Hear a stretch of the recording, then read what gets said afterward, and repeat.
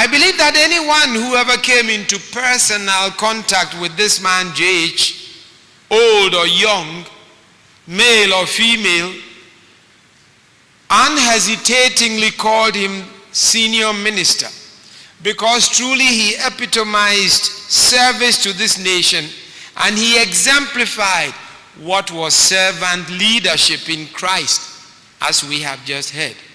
Yes, Uncle Abiu, human as he was, did have his fair share of human weakness.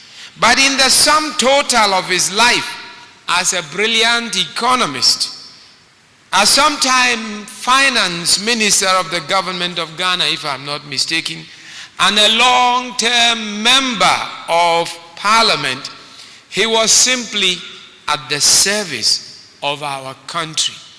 And by dint of sheer hard work, love and commitment, he became popularly known as the senior minister.